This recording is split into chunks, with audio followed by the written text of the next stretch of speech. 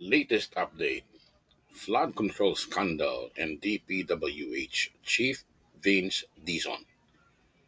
Breaking news mga kaibigan, isa na namang mainit na usapin ang yumanig sa gobyerno, ang kontrobersyal na flood control projects na nagkakahalaga ng bilyon-bilyong piso.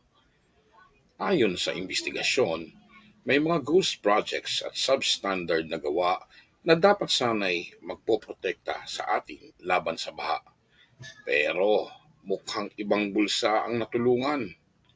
Kaya agad na naglabas ang DOJ ng Immigration Lookout Orders para hindi makatakas ang mga opisyal at contractors na sangkot.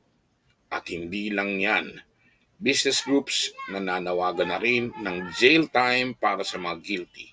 Walang dapat makaligtas sa batas. Tumako tayo sa DPWH updates.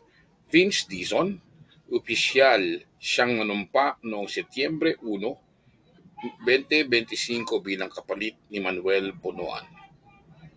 Unang hakbang na kanyang ginawa, lahat ng opisyal mula taas hanggang district engineers pinasumite ng courtesy resignations.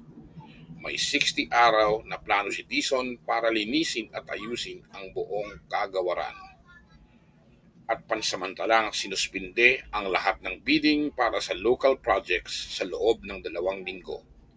Dagdag pa rito, humiling siya ng ILBO laban sa mga sangkot sa flood control scandal. ILBO means Immigration Lookout Orders. Kaya ngayon, nakatutok ang lahat mula sa Senado hanggang sa business sector na sumusuporta sa reforma ni Dizon. Ang tanong ng bayan, ito na kaya ang simula ng tunay na paglilinis sa DPWH? Abangan ang susunod na kabanata. Please don't forget to like, share, and subscribe para lagi kayong updated sa mga balitang totoo at mahalaga para sa bayan.